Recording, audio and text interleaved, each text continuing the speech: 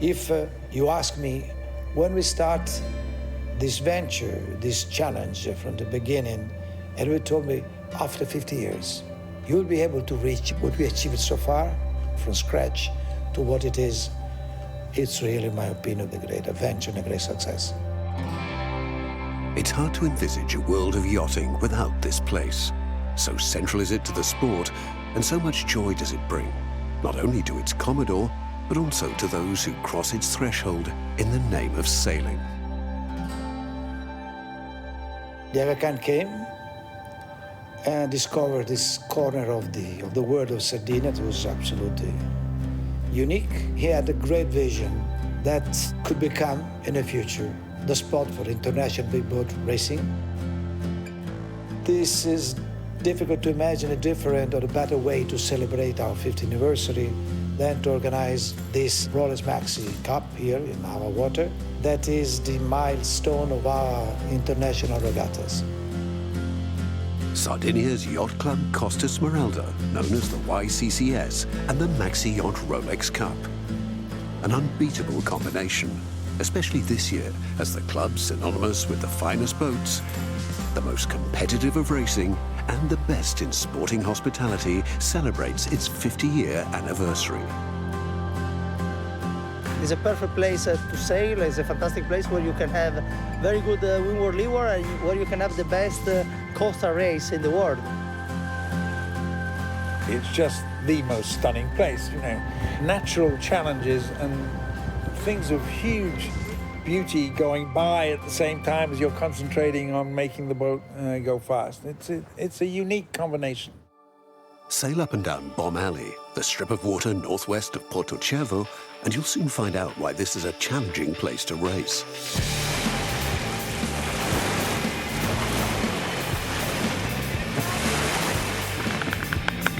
The idea is as you sail up there, you get these very high-speed zephyrs, and all of a sudden you get hit with 25 knots. And the boat just gets wrecked, particularly the spinnaker. It's very, very exciting because you really don't know when the next big hit is going to come, in fact. So that's why they call it Bomb Alley.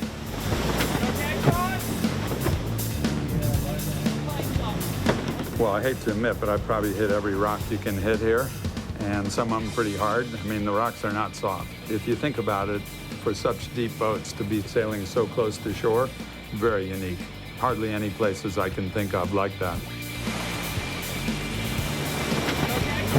If we go up to Pomali and going around the islands and coast, it's very rough out there, and it's not a boring location here. It's very, very different sailing conditions every day, and that's what makes the place challenging to sail in.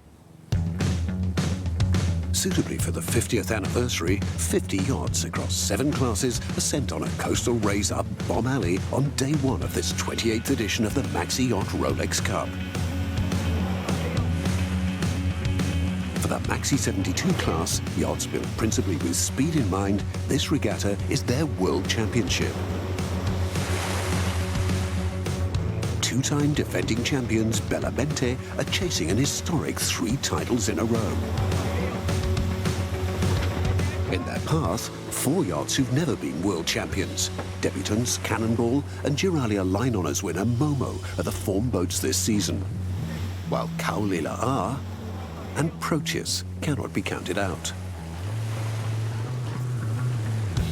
Bellamente use all their experience of Bomb Alley to establish a lead, which they maintain around the island of Spaggi. This season's not been their best, but here they hold on to win the first race.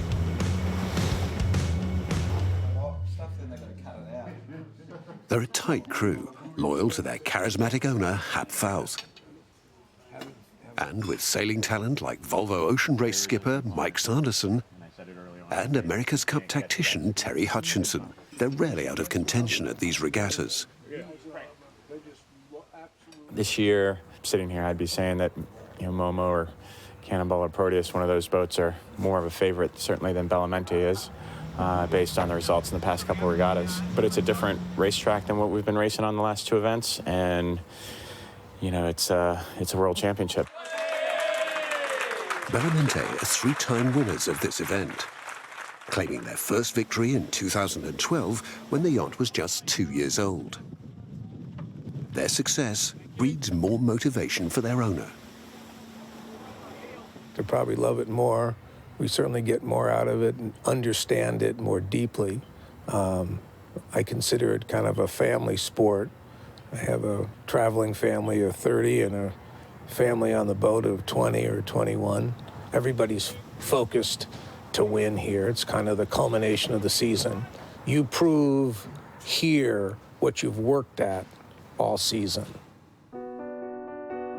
Sardinia's Costa Smeralda may now be a mecca for yachting, but only 60 years ago, it was a distant vision.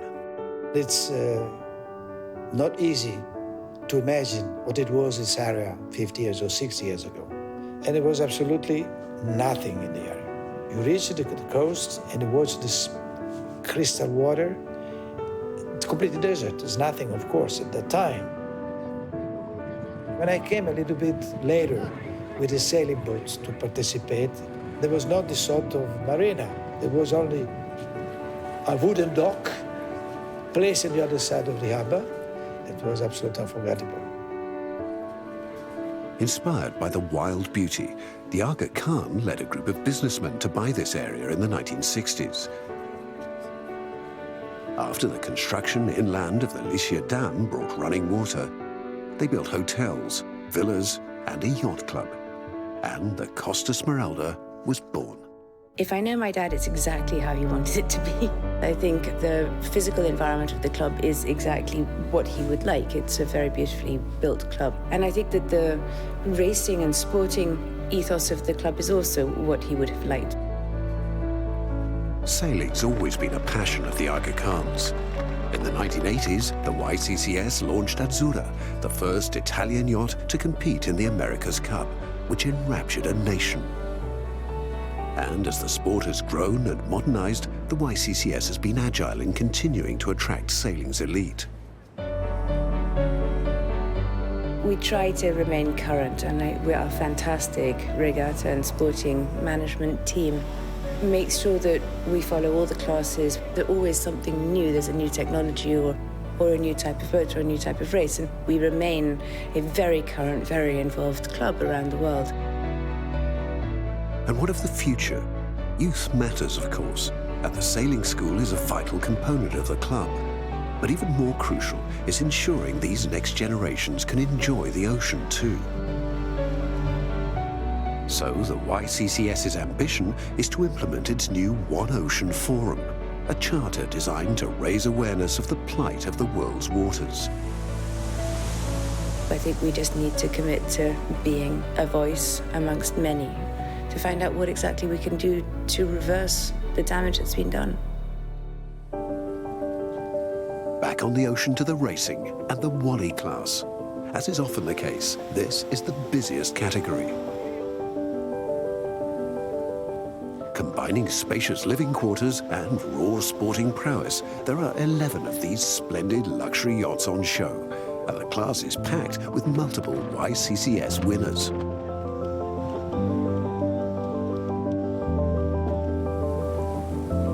Like champion of the last 2 years, Germany's Thomas Becher and Open Season.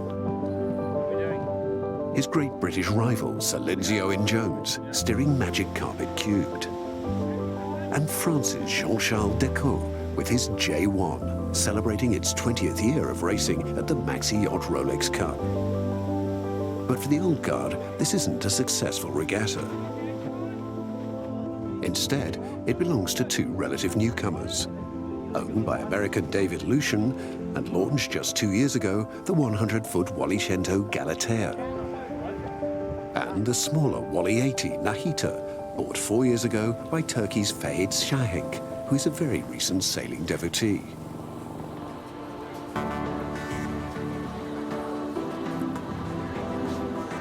Nahita's rapid rise owes much to one nation and its growing love of sailing.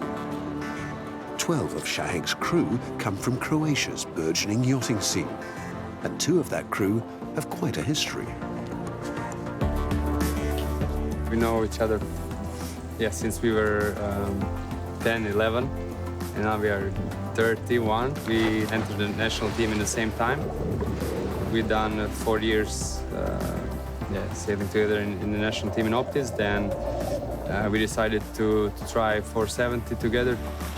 Aged just 15, Igor Marinic moved to live with Shime Fantea's family in the town of Zadar, the hotbed of Croatian sailing. 15 years on, in the 470 class at the Rio Olympics, they won their nation's first ever sailing gold. I had support of my parents, of course, and his parents took me as their own kid. That was really, really nice, and I lived in their house for 12 years. Their Olympic backer was Nahita's owner, Shahenk, and the duo are paying him back. They're teaching the novice to sail, and with Shime as tactician and Igor as navigator, his yacht is becoming a prize winner. The owner bought a quite old boat, so when we saw what's going on, which kind of boat we have, we started to tweak it. We changed the mast and the whole sails. We won the first race of the season in Palmavela. That was a really good success after 2 years of sailing, and everyone was happy. So now we set new standards. Nahita trailed Galatea for much of the regatta, but on the penultimate day, the bigger breeze favors the smaller yacht, and Shahenk's team win the coastal race, taking the competition to the final day.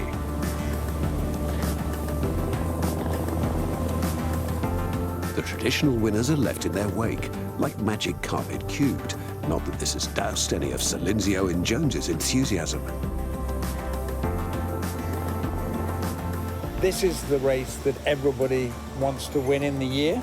We've won a lot of times. We've lost also a lot of times. And each time it's addictive. You come back because you want some more. And as long as you have the strength to do it, I think I will still be coming back.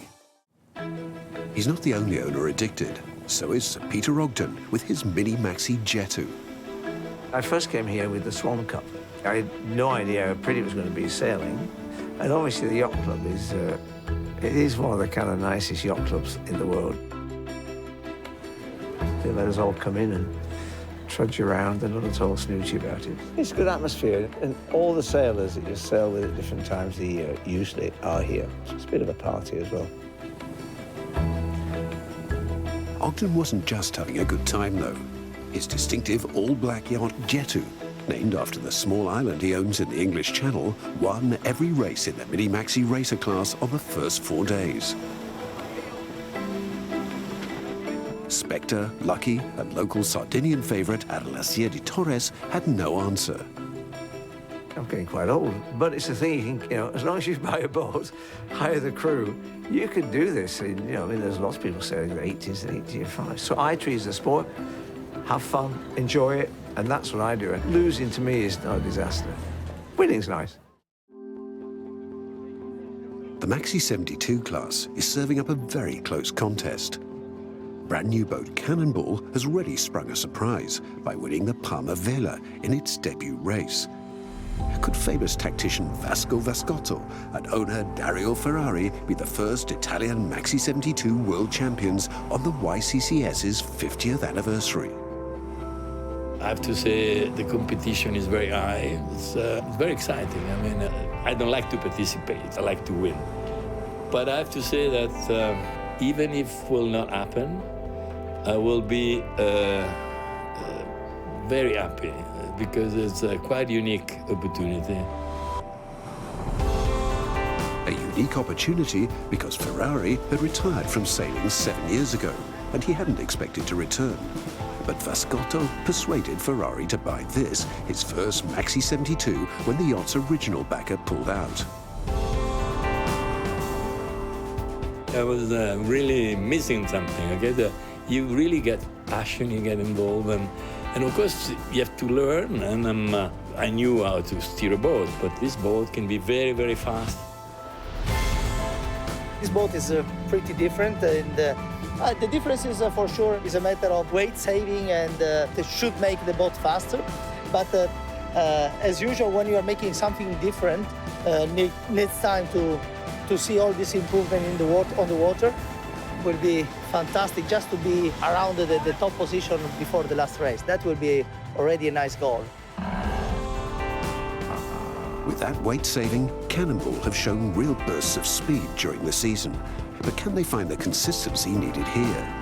3 windward-leeward races see them finish runner-up twice and third once, and they notch their first win in the second coastal race. Ahead of the final day, they're in second, behind Momo. This is Momo's third World Championship, and after narrowly missing out on the title last season, they take charge in the windward-leeward races, winning 3, while coming third in both coastal races. Going into the last day, Momo have put themselves at the top, ahead of Cannonball by 1.5 points, with Bellamente, who've fallen away into fourth, a further 4 points back. We changed the whole setup of our boat and from the team as well. So we were changing from North sails to Quantum sails. We were adjusting the boat. You know, these boats are not cheaper. And when Dieter decided to go for a mini Maxi, his dream always has been to win the Maxi Worlds here in Porto Cervo. And we have finished 2 times third. And now we have the chance to win. We have to squeeze everything out tomorrow. And hopefully we will be on the highest podium.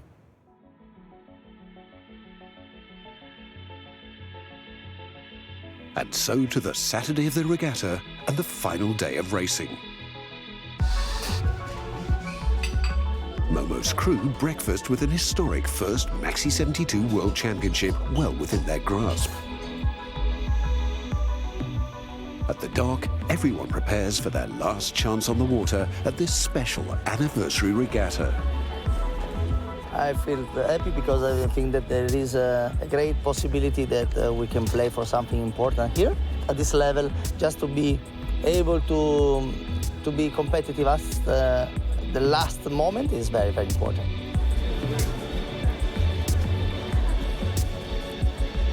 Cannonball's a boat that's 7 months old in essence, but has 7 years of design time on Bellamente, and Momo and Proteus have 4 years of design time on Bellamente. So it's all still to play for. You know, people still have to win, and you know, we're going to be very opportunistic and push ourselves to win the day. Nahita's crew have high hopes for the day too, as they look to overhaul Galatea in that very competitive contest in the Wally class. Under the clock on the side of the famous Stella Maris Church, one of Porto Cervo's first ever buildings, the crews set out to race. All Maxi Yacht competitors, this is the race committee. Welcome to the 6th and final day of the 2017 Maxi Yacht Rolex Cup. Just 2 windward-leeward races remain, Momo's speciality at this regatta. It seems to be their World Championship to lose. Keep their bow ahead of Cannonball, and they will be the victors. With wind shifting and conditions tricky, Bellamente return to form to win. The scrap for the title is happening in a tactical battle behind them. Momo creep past Cannonball to finish third ahead of the Italians, who come in fourth. In the final contest, Cannonball need to win and Momo to come last. They end up battling together, which plays into the hands of the German crew.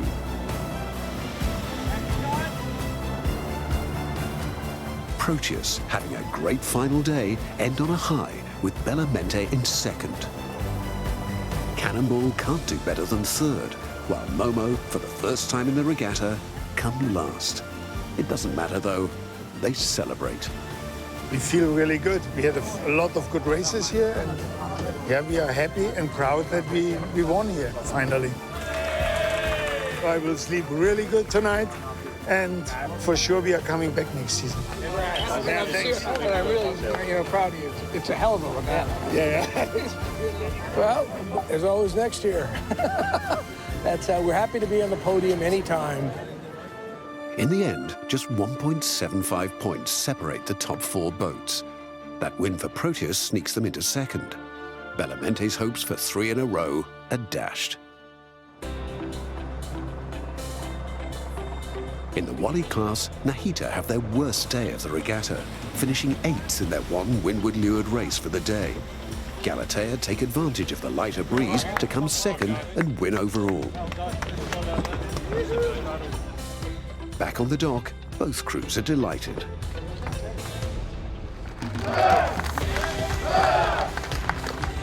Galatea are first-time regatta winners. while Nahita have come a long way in a short time. Overall, we are second. So, and the first in the 8 is Fleet, which was kind of our goal for this event. And the whole team, as you can see, really happy and pleased with the result. Go Nahita! The word pleased cannot in any way describe the feelings and the emotions.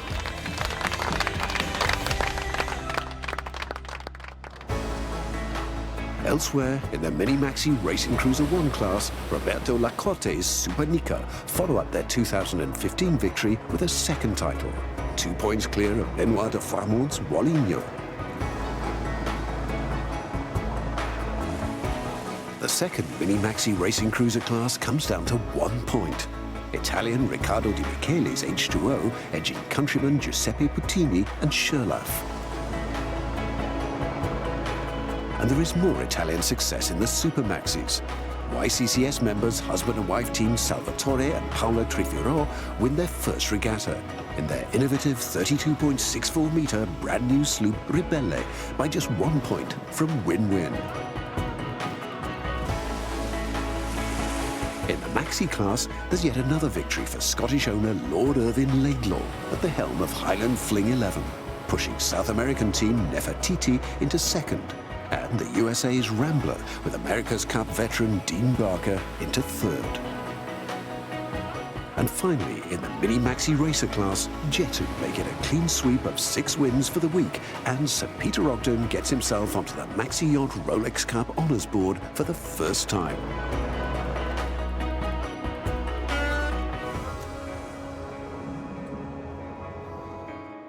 At the prize giving held as ever on the Piazza Azzurra, the Aga Khan hands out the trophies. The winner of the 2017 Maxi 72 World Championship, Momo Dieter Schoen.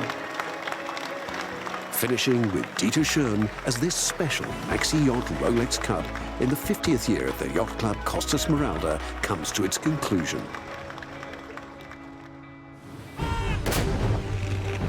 Next time on the Spirit of Yachting, we're in Malta for the Mediterranean offshore classic, the Rolex Middle Sea Race.